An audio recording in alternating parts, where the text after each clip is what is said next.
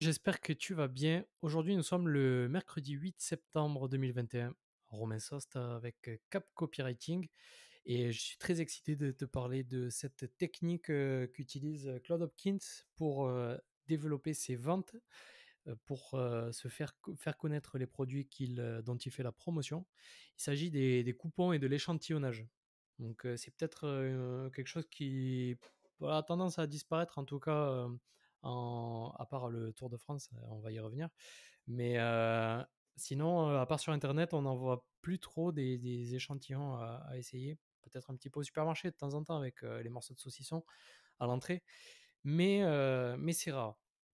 Donc lui, Claude Hopkins, il y recourt quasiment tout le temps dès qu'il doit faire connaître son produit. C'est vrai qu'il travaille beaucoup avec la grande distribution.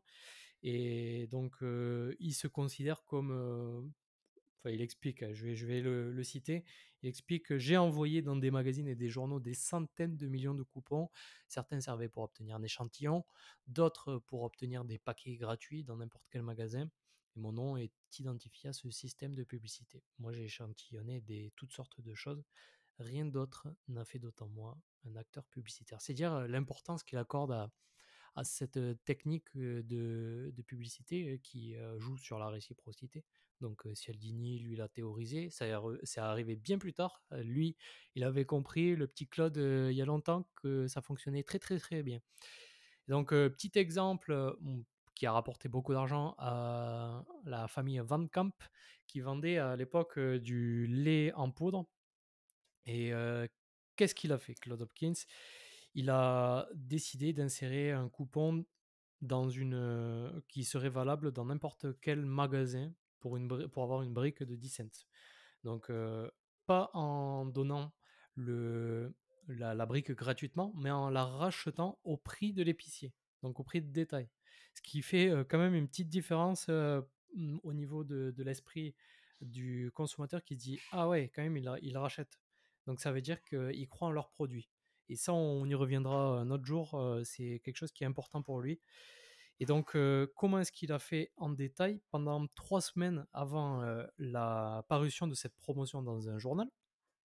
En gros, il a teasé à mort cette promotion qui allait arriver et il en a profité pour raconter l'histoire de Van Camp, comment ça fonctionnait, comment est-ce que ça avait été créé, l'histoire de la famille, etc.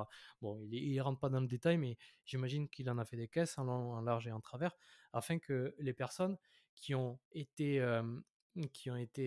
intéressées par ce coupon à la base ont pu découvrir l'histoire. C'est comme ça que lui, il envisage cette histoire de coupon où il explique que l'échantillon il sert à obtenir l'action.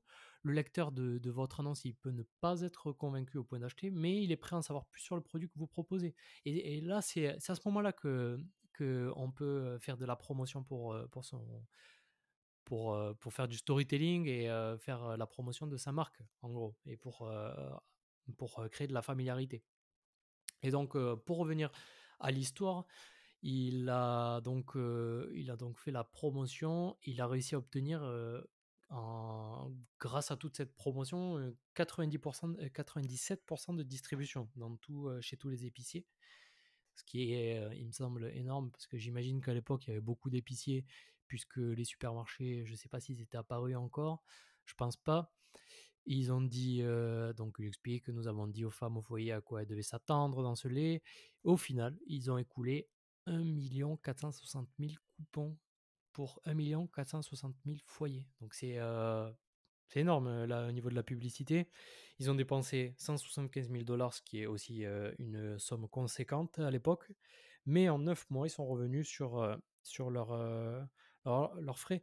Et c'est peut-être ça il faut envisager. Si on est sérieux avec son entreprise, on va faire des investissements en publicité et on va avoir les retours sur investissement, pas forcément de suite.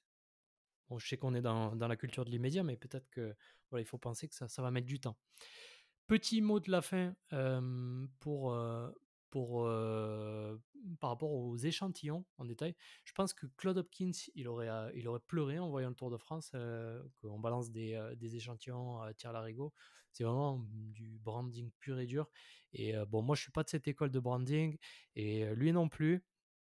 On est là pour avoir des résultats quand on fait quelque chose. Et il explique que si tu fais de l'échantillonnage et que tu donnes un produit indésirable à une femme au foyer, ben elle va pas le respecter en fait. Elle va pas essayer de voir les vertus. Mais si tu lui demandes un échantillon après avoir lu ton histoire, là c'est une position différente. Elle connaît tes revendications, elle s'intéresse à ton histoire, et sinon, ça va pas marcher quoi. Donc c'est ça, ça crée de l'anticipation.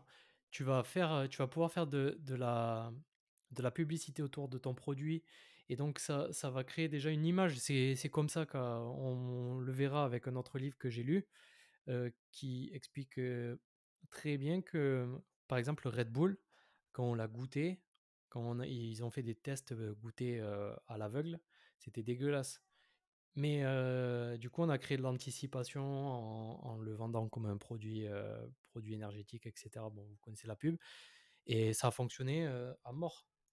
Donc voilà pour les coupons, les échantillons. Demain, on va voir, la vertu du secret, que cultive, Claude Hopkins, que cultivait Claude Hopkins il y a presque 100 ans. Voilà, j'étais content de partager ça. Si, ça t'a plu, n'hésite pas à me mettre un pouce, like, je sais pas ce qu'on peut faire, mais un encouragement est toujours positif. Bonne journée, ciao.